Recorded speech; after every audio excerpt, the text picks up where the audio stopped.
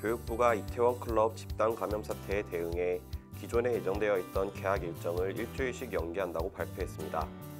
교육부는 지난 6일 이태원 클럽발 집단 감염으로 신규 확진자가 급증하면서 당초 계획대로 등교 일정을 진행하기에는 무리가 있다고 판단해 이 같은 결정을 내렸다고 전했습니다.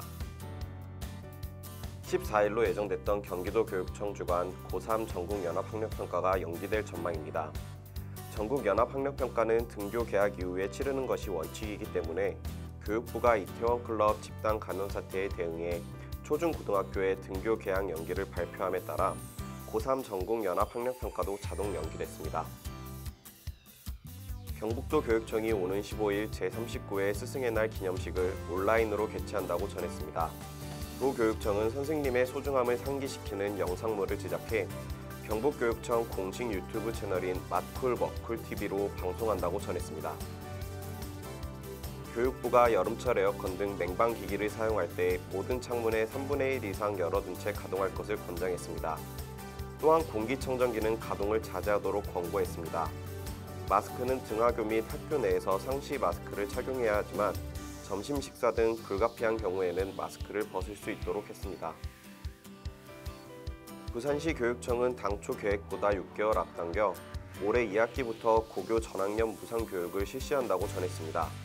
또한 시교육청은 고3 학생들의 무상급식도 6개월 앞당겨 올해 2학기부터 시작한다고 전했습니다. 이에 부산 지역 전 학교에서 무상교육과 무상급식이 진행될 예정입니다.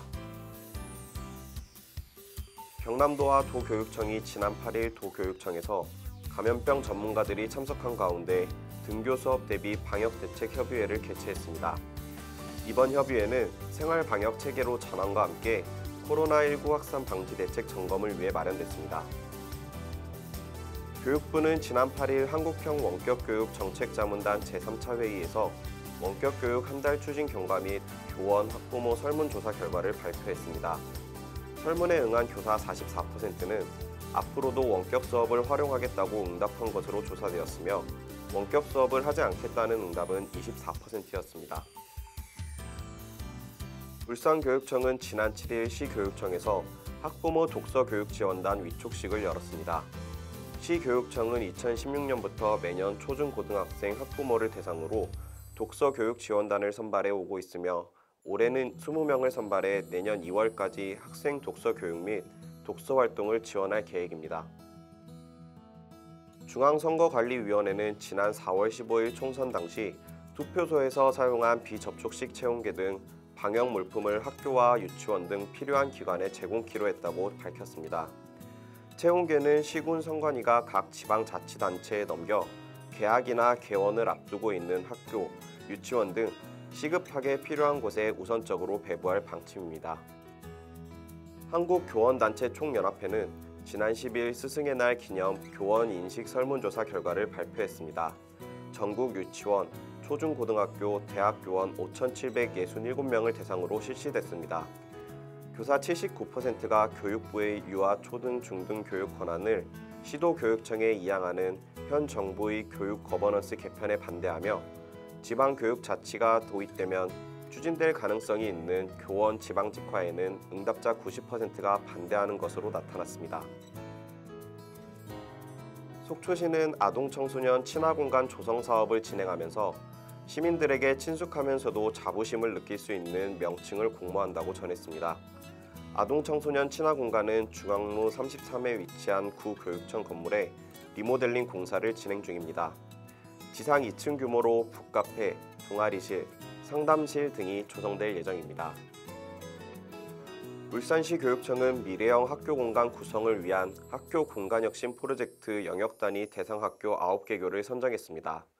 대상 학교는 강남초, 강동초 등 초등 5개교, 화암중, 화진주 등 중등 2개교, 무룡고, 삼산고 등 고교 2개교입니다.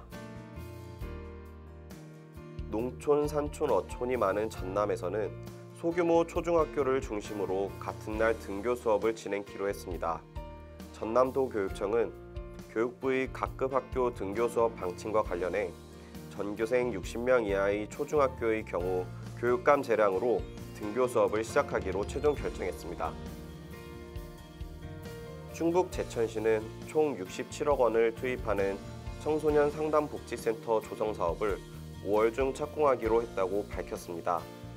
동현동 부지의 연면적 2,221제곱미터, 지하 1층, 지하 4층 규모로 신축하는 청소년 수련관은 15개월 동안의 공사를 거쳐 내년 하반기 개관할 계획입니다.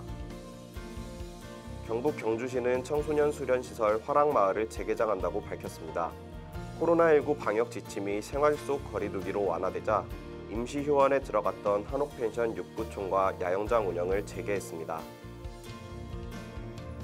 가평군이 가평뮤직빌리지 음악역 1939 운영 활성화를 위해 경기도교육청과 손을 잡았습니다. 두 기관은 지난 8일 음악역 1939 운영 상호협력 및 운영 기반 구축을 위한 업무 협약을 체결했습니다. 협약에 따라 경기도교육청 경기학교 예술창작소 및 경기 꿈의 학교에서 진행되는 교육과정이 음악역 1939 내 뮤직센터 공연장 및 스튜디오, 연습실, 레지던스 장소와 연계해 진행될 예정입니다. 마포구는 최근 성서중학교를 우회하는 연결 데크 설치 공사를 완료했다고 밝혔습니다. 성서중학교 일대는 지역 특성상 인근 주민들이 이동을 위해 수시로 학교 운동장을 가로질러 이용하던 곳이었습니다. 주민들은 학교 운동장 개방 시간에 맞춰 이동을 해야 하는 불편이 컸고 학교 내 학생들의 안전사고 우려도 제기되는 상황이었지만 이번 우회 데크 설치로 개선될 예정입니다. 광주시와 광주시 교육청이 지역 20만 4천여 유초중 고등학생 가정을 대상으로 지역 농가에서 생산한 농산물 가족 꾸러미를 공급합니다. 이번 꾸러미 공급은 학교 급식이 중단되면서 장기간 가정 돌봄을 하고 있는 학부모들의 부담을 덜고 지역 농가의 피해를 돕기 위해 마련됐습니다. 서울시와 서울시교육청 25개 자치구는 지난 7일 친환경 급식 식자재 생산 공급 업체들의 피해를 줄이기 위해 서울 1,335개교 86만 명의 전 학생 가정에 식재료 바우처를 지원하는 학생 식재료 바우처 지원 사업을 시작한다고 밝혔습니다. 문재인 대통령은 마스크, 거리두기, 손 씻기와 같은 기본 수칙 준수와 함께 교실 환기와 일상소독 등 철저한 관리가 필요하다고 강조했습니다. 서울 용산구 소재 중경고등학교를 찾아 등교 개학 현장 점검에 나선 문 대통령은 이제 학교가 방역의 최전선이라며 학생들 불편이 최소화되도록 잘 운영해 주시기 바란다고 당부했습니다.